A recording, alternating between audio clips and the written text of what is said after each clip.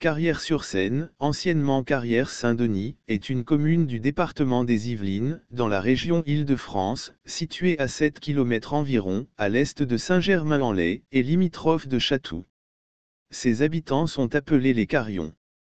Une coupe géologique, dans le plateau de la boucle de Seine, où se situe Carrières-sur-Seine, montre des couches superposées. Des marnes et caillasses, en surface. Du calcaire grossier en dessous, qui a été largement exploité. Ensuite, de l'argile plastique, en une couche qui passe sous le lit de la Seine, et se prolonge en direction du mont Valérien. Toponymie. Le nom de la localité est attesté sous les formes quadraria, au XIIe siècle, Carreriaille, Carrière-Saint-Denis, en 1137, et enfin, Carrières-sur-Seine, au début du XXe siècle.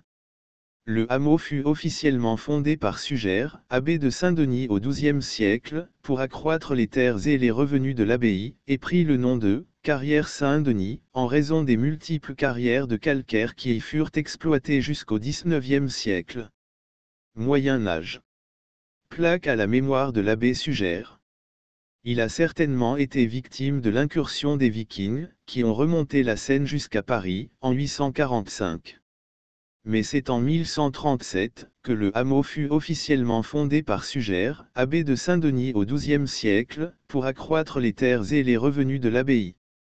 Le parchemin, sur lequel figure l'acte qui donne à l'office du trésorier de Saint-Denis, la prévôté de Berne-Valencourt ainsi que le village de Carrière-Saint-Denis, est conservé aux Archives nationales. Ainsi, comme trésorier de l'office claustral, Étienne est le premier seigneur du village, puis Christian lui succède 2 ans plus tard. Situé sur les flancs de la vallée de la Seine, Carrière-Saint-Denis offrait de bonnes terres d'alluvion, très fertiles, ainsi qu'une pierre calcaire de bonne qualité, le liais. Le hameau prit d'ailleurs le nom de Carrière-Saint-Denis, en raison des multiples carrières de calcaire qui y furent exploitées jusqu'au XIXe siècle. De 1250, date l'édification de la grange aux Dîmes. Philippe le Bel et Philippe de Valois y avaient un manoir. Le moulin est mentionné dans les registres de l'abbaye de Saint-Denis, en 1425 pour la première fois, même si sa construction est bien antérieure. En 1453, à la fin de la guerre de Cent Ans, le village compte 30 feux ou maisons. En 1470, seuls 8 feux sont signalés. Il est probable que bien des habitants venus chercher refuge autour de l'abbaye, sont retournés dans leur région d'origine. Toujours sous la tutelle de l'abbaye de Saint-Denis, le village gagna cependant en autonomie, vis-à-vis de ses voisines, comme Houille, ou Montesson, et vit son territoire affirmé, par les procès-verbaux de 1479, 1633 et 1728. Époque moderne. Carrière-Saint-Denis fut lieu de chasse des rois Henri II et Henri IV. Le plus ancien registre paroissial conservé date de juillet 1618, et l'état civil mentionne des noms de famille encore traditionnellement connus: Brenu, Balagny, Dreux, Louet, Sarrazin, Daubin, Nicole. En 1629, le pont de Chatou est achevé sur toute sa longueur, et offre une alternative au bac pour traverser la Seine, moyennant un péage. Par contre, un droit est perçu pour le passage sous le pont, ce qui déplaît fortement aux mariniers de Carrière-Saint-Denis, qui commercent très régulièrement entre Le Pec et Paris. Il brûla 3 ans plus tard, et à nouveau sous la Fronde des Princes, 20 ans plus tard. Pendant les frondes, Carrière-Saint-Denis subit des pillages et les horreurs de la guerre, comme tout le nord-ouest de Paris. Au XVIIe siècle, Carrière-Saint-Denis est le lieu supposé de résidence de Louise de la Vallière, favorite de Louis XIV, d'après une tradition orale persistante. La manufacture royale du spalm s'installe à Carrière-Saint-Denis, en 1750. Cette manufacture est une manufacture française du XVIIIe siècle, fondée par un certain Jean Maille, 5 août 1754, bourgeois de Paris, établi par lettre patente en 1750, dans le but de fournir un enduit, appelé spalm, en remplacement du goudron de pin, ou autre courroie, dont on se sert alors pour calfater les navires.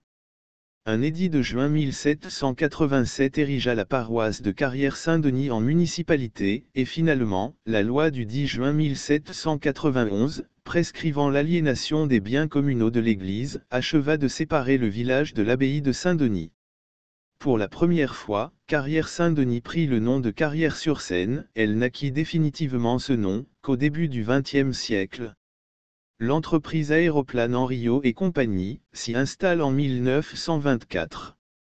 Époque contemporaine. Louis Gandillet, résistant FFI du groupe de Chatou depuis 1943, ayant participé à l'attaque et à la destruction de la citadelle de Grenoble, et abattu le 25 août 1944, à Chatou, demeurait à Carrière-sur-Seine, 70 route d'Argenteuil. En 1944, Albert Lecoq crée avec sa femme Christiane le premier club naturiste. Structure clandestine, celle-ci se développe dans la propriété du couple sur la commune. La structure des clubs du Soleil est lancée en 1946. Après la mort de son mari, Christiane Lecoq passera les dernières années de sa vie à Carrière-sur-Seine, après avoir ouvert le centre de Montalivet, en Gironde. La commune connut jusqu'aux années 1960 une croissance assez lente de sa population, à l'inverse de Chatou ou de Houille. La raison principale est qu'elle est située hors des voies d'accès vers Paris, et donc à l'écart des courants principaux d'urbanisation.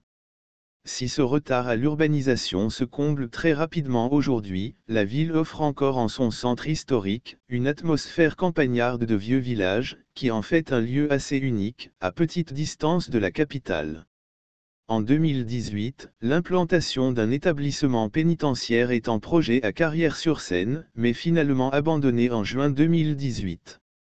Patrimoine architectural. Moyen Âge. Il reste une partie de la grange aux Dîmes, datant du XIIe siècle, et aujourd'hui classée monument historique, ainsi que quelques maisons troglodytes. Par ailleurs, on découvrit, en 1838, lors de travaux effectués dans l'église Saint-Jean-Baptiste, un retable sculpté du second quart du XIIe siècle. Ce retable, en pierre calcaire, présente 3 scènes. L'Annonciation. La Vierge en majesté. Le baptême du Christ. Unique en son genre, par son style témoignant du passage du roman au gothique, trace de polychromie, il est aujourd'hui conservé au musée du Louvre à Paris. Une copie de l'original est visible dans l'église Saint-Jean-Baptiste. Ancien Régime.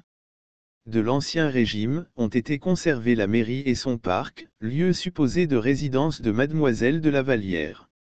Des recherches approfondies dans de nombreux documents disponibles, registres paroissiaux, notariats, archives départementales et nationales, n'ont cependant pas permis de le confirmer. Le parc, œuvre de Claude Desgaux, petit-neveu de Lenôtre, est classé monument historique.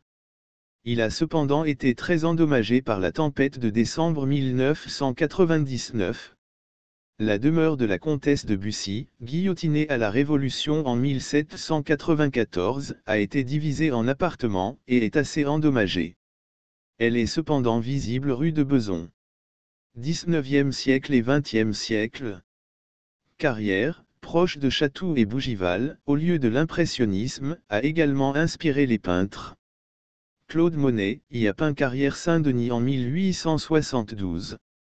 Maurice de Vlaminck, Le Village, en 1905. André Derain en fit un de ses sujets de prédilection.